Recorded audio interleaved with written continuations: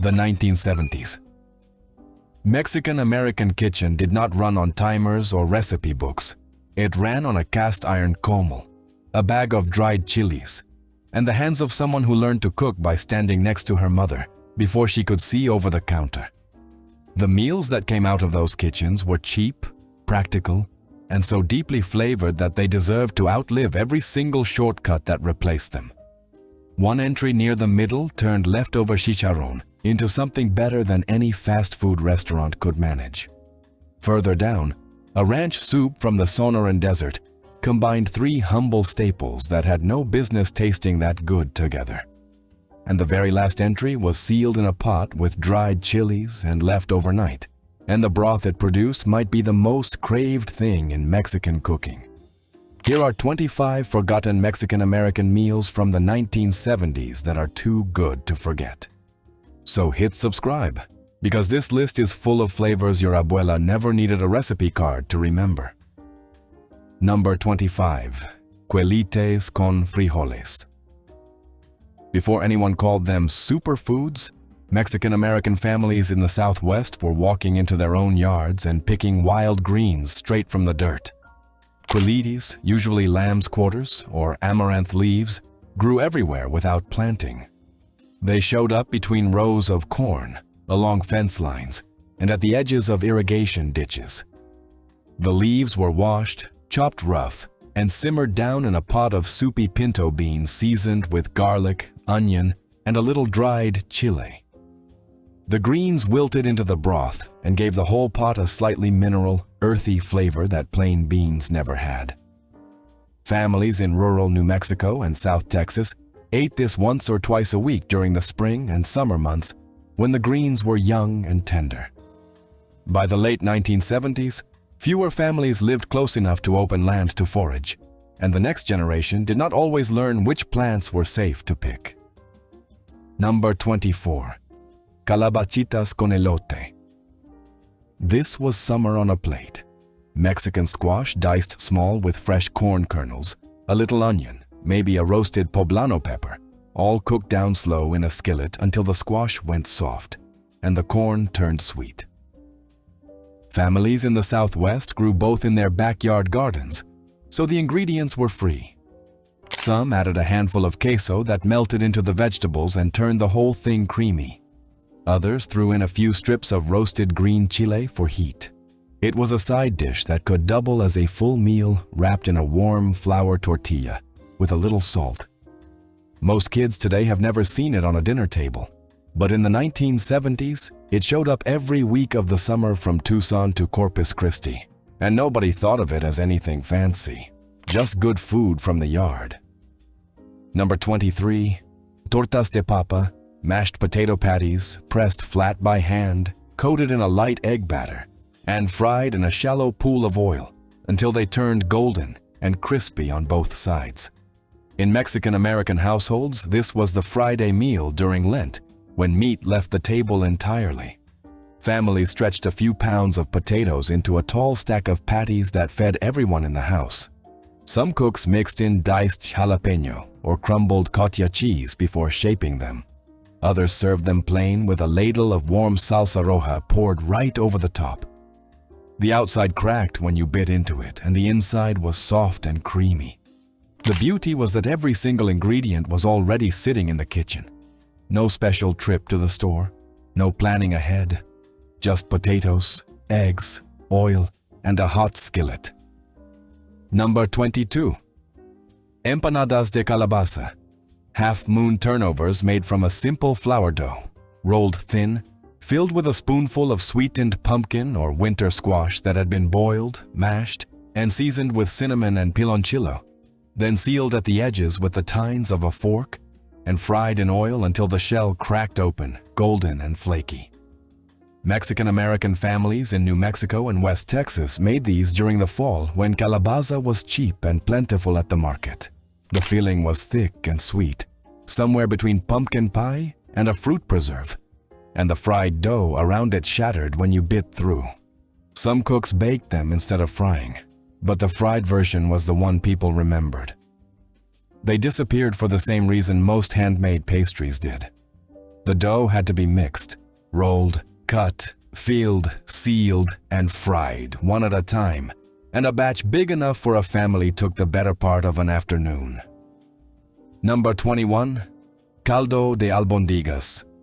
Meatballs made from ground beef mixed with raw rice, a handful of fresh mint, and a little egg to hold everything together, dropped by the spoonful into a simmering broth loaded with diced carrots, potatoes, celery, and zucchini. The rice inside the meatballs expanded as they cooked and gave each one a tender center that fell apart on the tongue. Mexican-American mothers across California and the Rio Grande Valley made albondigas when someone in the house had a cold, when the temperature dropped, or when nothing else was planned for dinner. The mint was the signature. It cut through the richness of the broth and made the whole bowl taste lighter than it had any right to. Some families floated whole sprigs of cilantro on top.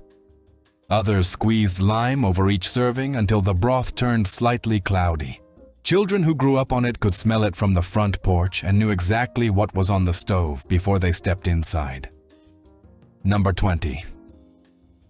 Camote enmielado.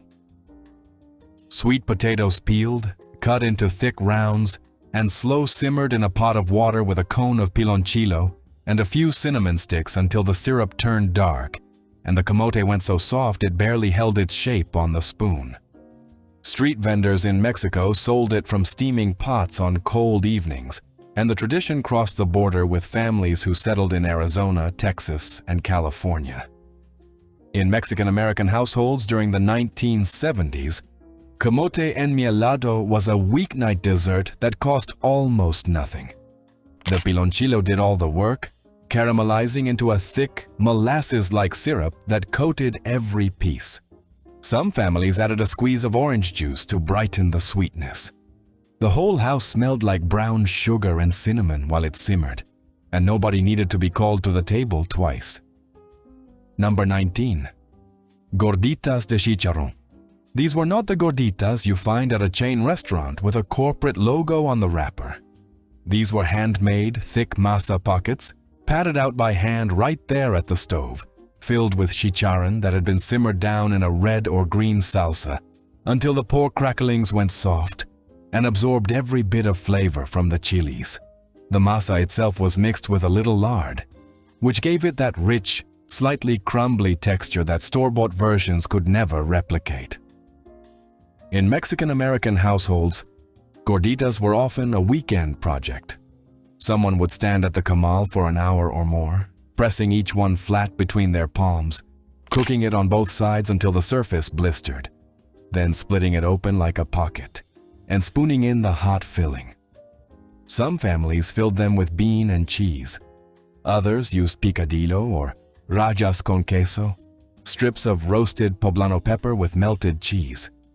But the chicharrón version was the one people talked about years later, because the combination of that thick, warm masa shell with the tangy, spicy pork filling inside was unlike anything you could buy.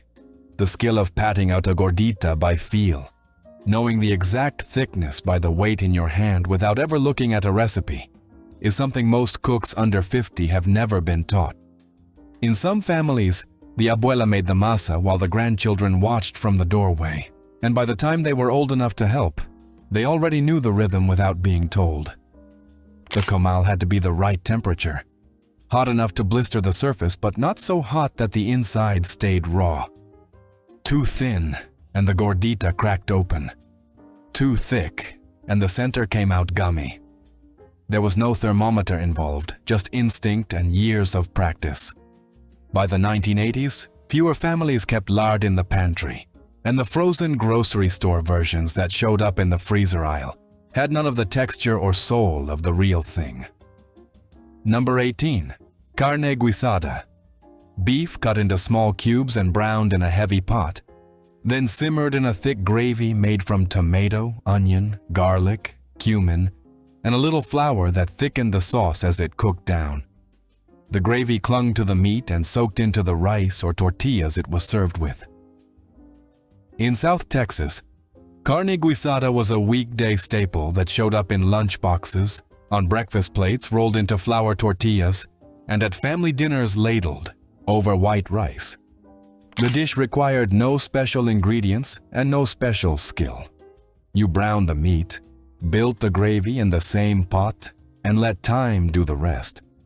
Some families added diced potato to stretch the meat.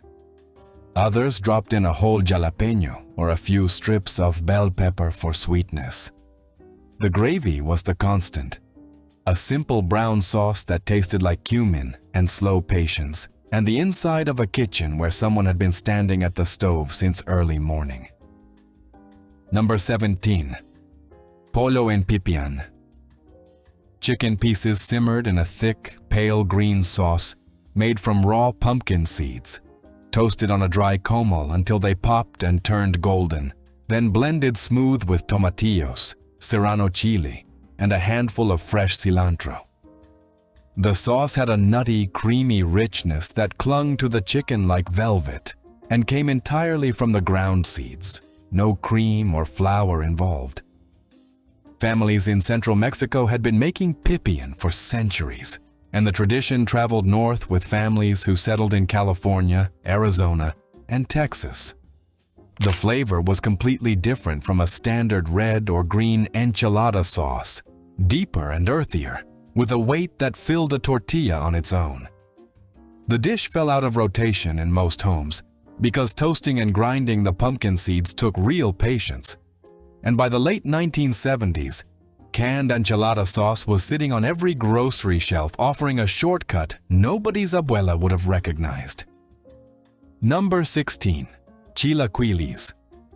Day-old corn tortillas cut into triangles, fried until crisp, then smothered in red or green salsa and simmered just long enough for the edges to soften, while the center stayed crunchy.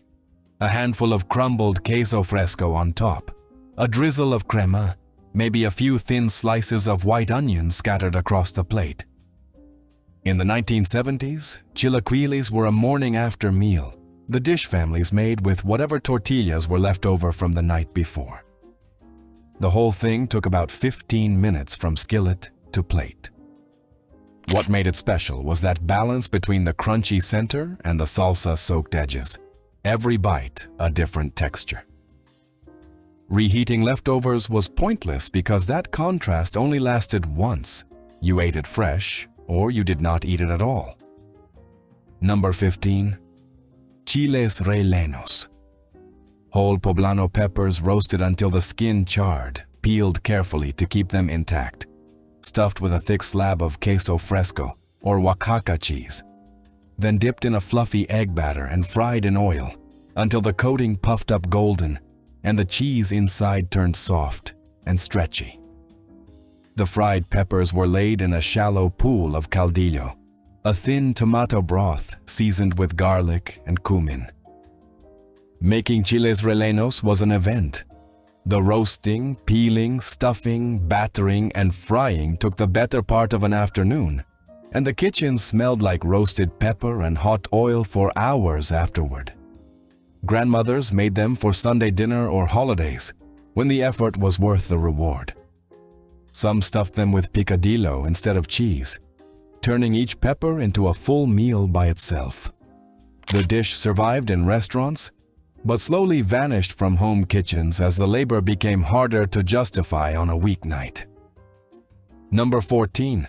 Salpicón de res, a cold shredded beef salad that showed up at every summer gathering, potluck, birthday party, and backyard cookout in Mexican-American neighborhoods from the Rio Grande Valley to East Los Angeles. The beef was simmered for hours with bay leaf, garlic, and peppercorns until it fell apart into long, thin shreds, then cooled completely and tossed with diced tomato, white onion, fresh cilantro, sliced radishes, avocado, and crumbled queso fresco, all dressed in a bright lime vinaigrette that soaked into every strand of meat. What made salpicón different from any other shredded beef dish was that it was served cold. In the brutal heat of a southwest summer, nobody wanted to eat another hot plate of stewed meat. Salpicón went straight from the refrigerator to the table, and the lime and cilantro gave it a freshness that made every bite feel lighter than the ingredients suggested. Families made enormous batches in wide, shallow bowls and covered them with plastic wrap until guests arrived. The salad got better as it sat because the lime juice continued to work its way into the meat, tenderizing it further and brightening the flavor. Leftovers went into flour tortillas the next morning for lunch. Every household had a slightly different version. Some added pickled jalapenos for heat. Others used a mix of olive oil and lime juice instead of straight citrus. A few families in West Texas tossed in a handful of chopped chicharrones for crunch, and the salty pork crackling softened just enough to add texture without going limp. The dish required no oven, no stove after the initial boil, and no special equipment. It fed a crowd for almost nothing, and it disappeared from most dinner tables not because anyone disliked it, but because the long, boiling step felt like too much effort on a busy weeknight. Number 13. Papas con chorizo. Waxy potatoes peeled and diced into small cubes, fried in a skillet alongside crumbled Mexican chorizo that had been squeezed from its casing, and cooked until the fat rendered out and turned the potatoes a deep reddish orange. The chorizo stained everything it touched: the potatoes, the spatula, the tortilla you wrapped it in, and the corners of your mouth if you ate too fast. Families across Texas and the border states made papas con chorizo as a breakfast filling for tacos or burritos, scooped straight from the skillet into a warm flour tortilla with nothing else needed. The chorizo provided all the seasoning: the paprika, the vinegar, the garlic, the cumin, so the cook added nothing but the potatoes and a little patience. The dish was so common during the 1970s that most people never thought of it as a recipe. It was just what you made on a Tuesday morning before work. Number 12. Tostadas de tinga. Shredded chicken simmered down in a dark, smoky sauce made from chipotle peppers and tomato, then piled high onto flat, crispy fried tortillas and topped with shredded lettuce, a drizzle of Mexican crema, and crumbled queso fresco. The chipotle gave the chicken a deep, slightly sweet smokiness that balanced perfectly against the cool crunch of the raw lettuce and the snap of the tostada underneath. In Puebla, Mexico, tinga is considered a proud regional specialty. But in Mexican-American homes across California and Texas, it was simply a Tuesday night dinner that nobody made a fuss about. Families cooked big batches of the chicken filling and used it across the whole week, on tostadas one night, rolled inside burritos the next, and spooned over rice the night after that. Number 11. Picadillo. Ground beef browned in a skillet with diced potatoes, tomato, onion, and garlic, and sometimes a handful of raisins or sliced green olives that gave the whole dish a sweet and salty bite. Most people did not expect the first time they tried it. The potatoes stretched the meat so that a single pound of ground beef could fill enough tacos or burritos for the entire family with some left over. In the 1970s, picadillo was the weeknight answer to the question of what to cook when there was not much sitting in the refrigerator. Some families served it loose on a plate next to rice and beans. Others spooned it into warm flour tortillas. A few used it as the filling for baked empanadas that went into school lunches the next morning. The leftovers always tasted even better on the second day after the flavors had time to settle. Number 10. Hígado encebollado. Thin slices of beef liver, dusted lightly in flour, seared fast in a smoking hot skillet until the outside browned, but the inside stayed barely pink, then smothered in a pile of white onions that had been cooked low and slow until they turned sweet and golden. Liver was one of the cheapest cuts at the meat counter, and Mexican-American families stretched a single pound across the whole dinner table by piling the onions high and serving it alongside rice, beans, and warm tortillas. The caramelized onions balanced the mineral taste of the liver, and the plate tasted richer than its price had any right to suggest. Children either loved it or pushed it to the edge of their plate, with no middle ground. By the late 1970s, organ meats started disappearing from mainstream grocery stores as packaged cuts took over the display case, and liver dinners quietly became a memory rather than a weekly routine. Number 9. Molites. Bolillo rolls split in half lengthwise, spread thick with refried beans, topped with a layer of shredded cheese, and broiled in the oven until the cheese melted and the edges of the bread turned crispy. Served open-faced, with a spoonful of pico de gallo on top. In Mexican-American households, moletes were the meal you made when there was almost nothing left in the kitchen. Stale bolillos worked even better than fresh ones because the dry bread held up under the beans without turning soggy. Children ate them after school. Parents ate them for a late dinner when no one felt like cooking a full meal. The dish had no prestige and no complexity, which is exactly why it faded from memory. It was too simple to write down, too ordinary to teach, and too cheap to ever appear on a restaurant menu. Number 8. Discada. A wide concave plow disc set over an open fire, greased with lard, and loaded with a mix of chopped meats, bits of beef, pork, chorizo, bacon, and hot dogs, all cooked together with diced tomato, onion, jalapeno, and bell pepper until the edges crisped and the fat from the chorizo and bacon flavored everything in the disc. The name came from the cooking vessel itself. In the ranching towns of Chihuahua and across the border in West Texas and southern New Mexico, families used actual tractor discs as griddles, balanced on rocks over a wood fire in the backyard. The disc shape concentrated heat in the center and let the juices pool at the edges, which meant the meat closest to the fire got a hard sear while the pieces along the rim braised in the rendered fat. Discada was weekend food, made outdoors when family gathered and someone had lit a fire anyway. There was no recipe in any formal sense. Everyone threw in whatever meat they had, and no two batches ever tasted the same. The hot dogs were not a shortcut. They were part of the tradition, a cheap filler that absorbed the spice of the chorizo and the smoke from the wood and tasted nothing like the ballpark version. By the late 1970s, families who had moved into cities and apartment complexes no longer had yards big enough for an open fire and a tractor disc. The dish survived in rural areas and at large outdoor gatherings, but it quietly disappeared from the everyday cooking of Mexican-American families who had traded the ranch for the suburb. Some people tried making discada on a regular skillet indoors. It was fine, but it was not the same. The fire and the iron disc were not just cooking tools, they were half the flavor. Number 7. Rajas con crema. Poblano peppers roasted directly over the gas burner until the skin blackened and blistered, then peeled, seeded, and sliced into long strips that were simmered in a pan with sliced white onion, a few ears worth of fresh corn kernels, and a generous pour of Mexican crema that thickened as it reduced and coated every strip in a pale, tangy sauce.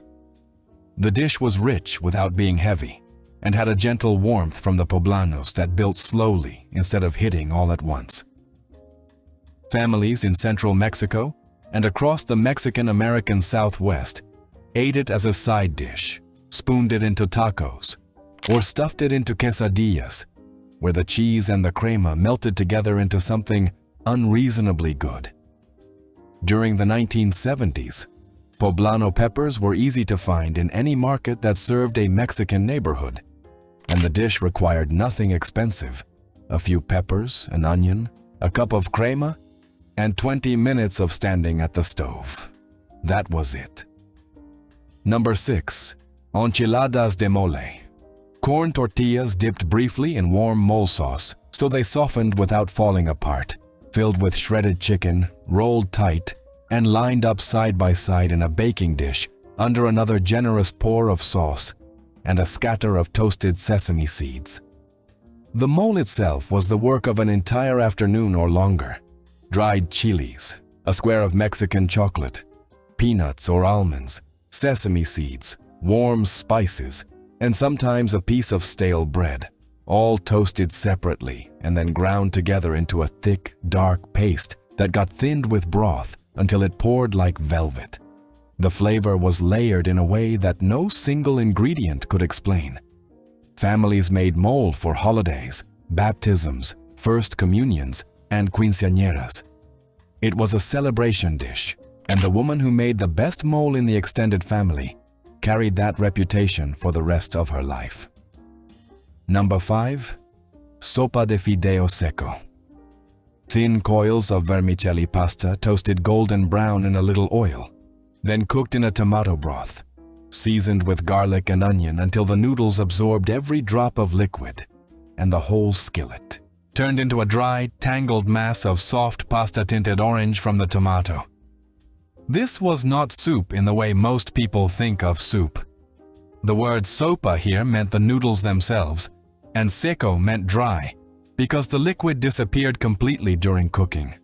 Mexican-American mothers across the Southwest served it as a side dish next to beans and a main plate of meat, and children ate it plain with a squeeze of lime and a shake of crumbled queso fresco on top. The entire dish cost less than $1 to make and took about 15 minutes from dry noodle to table. That speed and simplicity kept it alive longer than most dishes on this list, but even sopa de fideo eventually lost ground to boxed macaroni and canned pasta. Number 4. Patas de puerco en escabeche.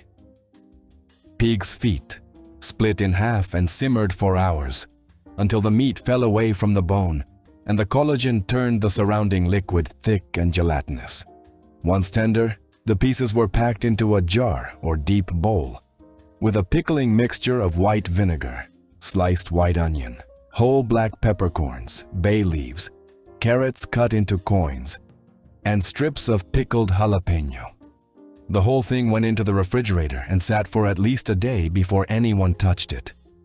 The cold, tangy, slightly spicy meat was eaten straight from the jar with saltine crackers or warm tortillas, and the jelly that formed around the pieces was considered the best part by anyone willing to try it.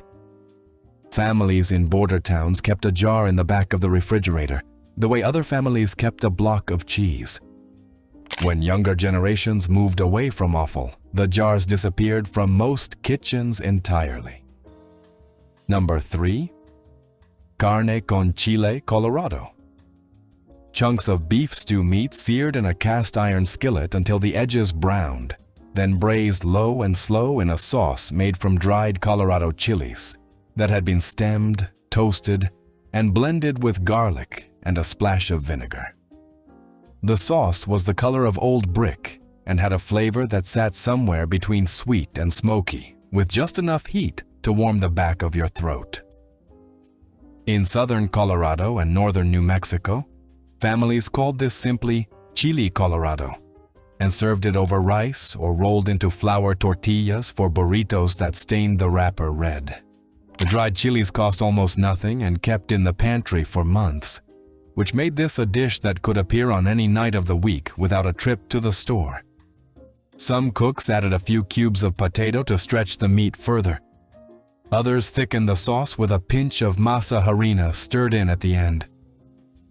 By the time convenience foods took over the freezer aisle, the slow work of toasting and blending dried chilies started to feel like something only the older generation still bothered with. Number 2.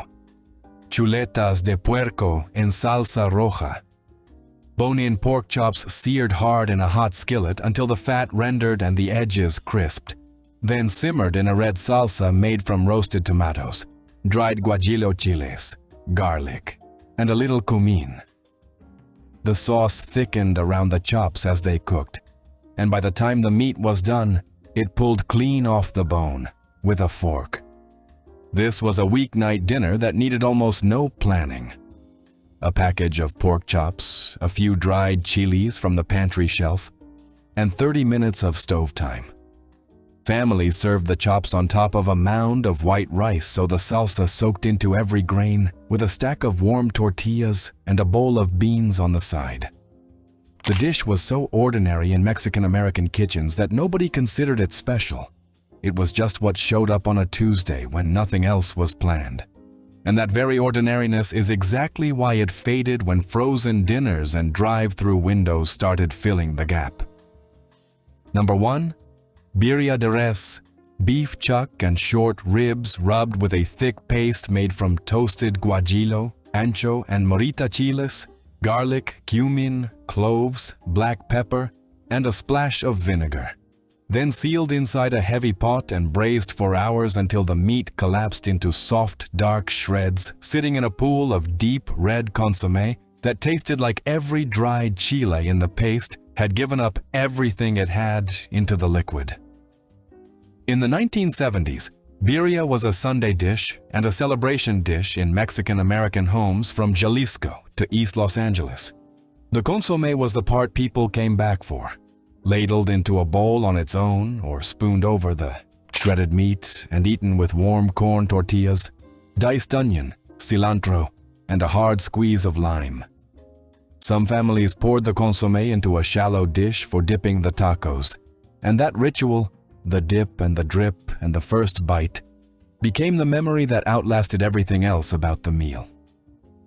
There they are, 25 meals that traveled across a border, survived on almost nothing, and fed families who never once thought of themselves as anything but rich at the dinner table. If one of these dishes brought back a memory you have not thought about in years, share it in the comments. Your story might be the reason someone else pulls out a comal for the first time in a long while. If this video took you back to your abuela's kitchen, hit that like button and send it to someone who would understand. And if you have not subscribed yet, now is a good time. From our kitchen to yours, gracias.